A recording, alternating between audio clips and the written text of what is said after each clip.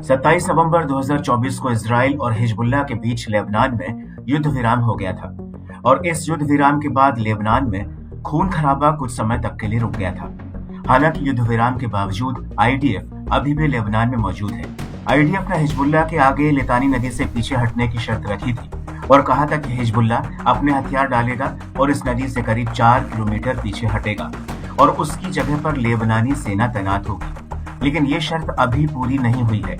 वहीं इस युद्ध विराम की मियाद 26 जनवरी 2025 को खत्म हो चुकी है, लेकिन अमेरिका के कहने पर इसे 18 फरवरी 2025 तक बढ़ाया गया है।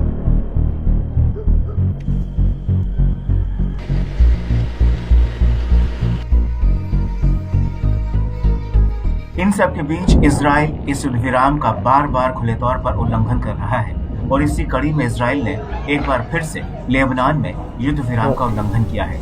दरअसल आईडीएफ ने 6 फरवरी 2025 की रात दक्षिणी और पूर्वी लेबनान में कई हवाई हमले किए हैं।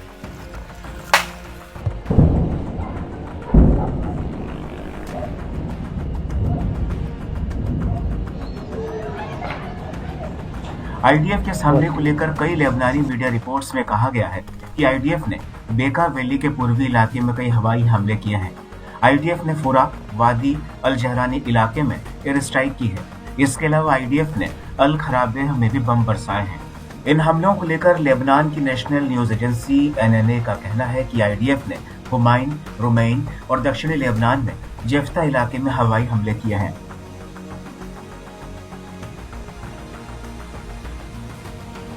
वहीं इन हमलों को लेकर आईडीएफ का कहना है कि उसने लेबनान में हिजबुल्लाह के 2 सैन्य अड्डों पर हमला किया है, जहां पर हिजबुल्लाह ने हथियार भरकर रखे थे।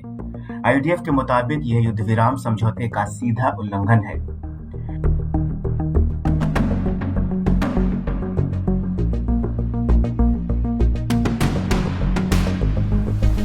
एजेंसी का कहना है कि आईडीएफ ने फारूह और एज़ा के बीच की घाटी में 2 हवाई हमले किए हैं।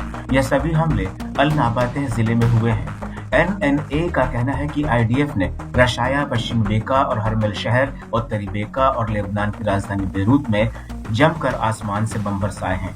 तो वहीं सीज फायर उल्लंघन को लेकर लेबनानी मीडिया का कहना है कि इजराइल ने 830 बार से भी ज्यादा युद्ध विराम का उल्लंघन किया है और युद्ध विराम की तारीख 26 जनवरी 2025 को खत्म होने के बाद आईडीएफ की गोलीबारी में 26 लोगों की मौत हो चुकी है, जबकि 221 से ज्यादा लोग घायल हुए हैं।